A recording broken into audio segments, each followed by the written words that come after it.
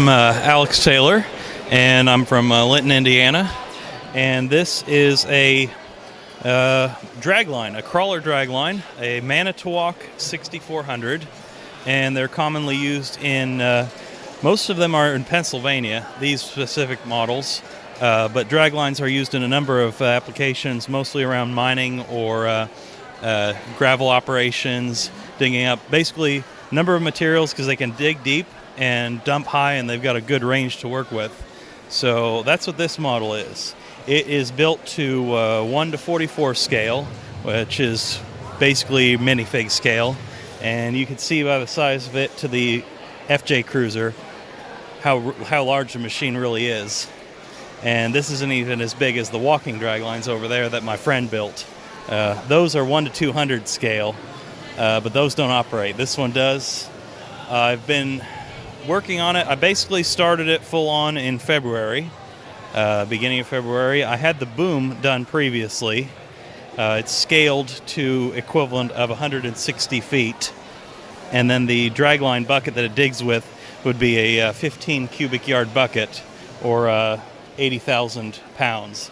Wow. Is the weight of the bucket and the material. So I used a number of references of photographs. This is an actual printout of a spec sheet for the machine, so it gives some of the basic dimensions, operational, various photos. So I use these heavily in building the model. And I also have found a mechanical drawing book of the machine, so I stuck it in AutoCAD and basically printed it out to the exact scale that I needed, and then used that to build off of. So I've not really kept track of my man hours or pieces. Well, correction, I did start keeping track of the pieces, but with about 1 week to Brickworld and actually needing to finish it, I decided not to do that. Things got a little crazy there. That's right, just last minute building. It seems like that happens quite a lot for these shows. Yeah, definitely. This is actually the very first time I've had it all put together. I reeved the strings to raise the boom up at this show.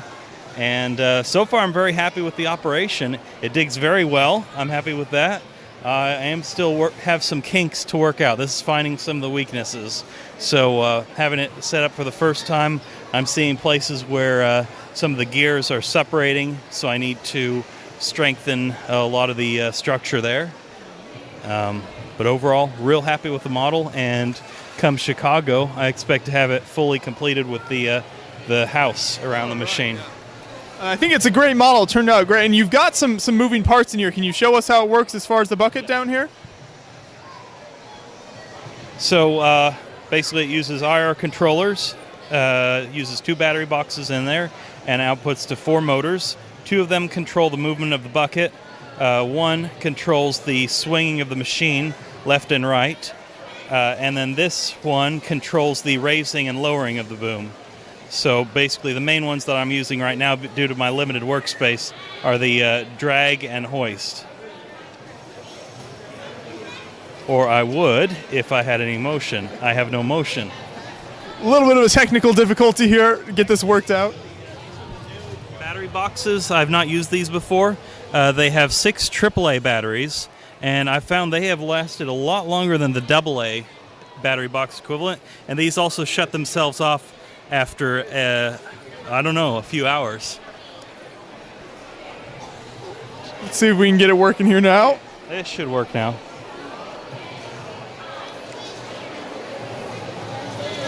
So the teeth are angled downwards on the bucket to help it penetrate and down into the material. And I love these tile pieces. It's the best thing for digging, because even the 1x1s with the stud on them, they kind of interlock with each other. These, there's no interlocking. It gets a good scoop. And you don't have to clean your bricks up like with sand.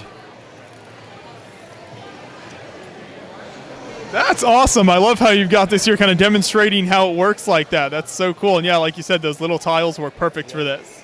Thank you, thank you. And like I said, limited workspace. I really need like a kid's sandbox size. That way I wouldn't have to worry about spilling them outside. Will this run fairly easily for several hours? You can keep it going for a while, or does it wear out after a while? I have not actually changed the batteries all day, and it's not really exhibited any slowdown either. So I'm very happy with these battery packs. And then how all the string and everything you've got going here stays fairly strong?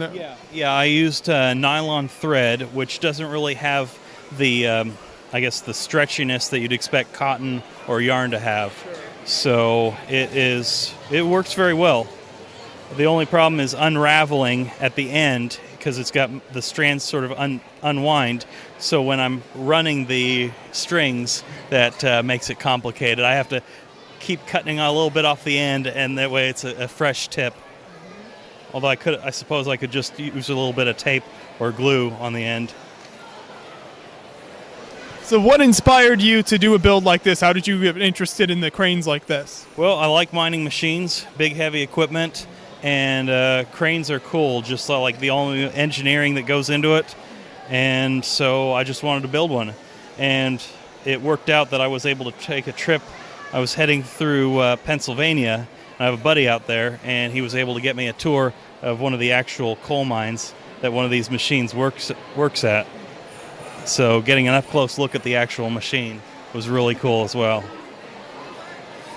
Yeah. Well, cranes are pretty cool, so I appreciate you showing that to us. Thank you. It's a really awesome build. Not a problem. Thank you very much.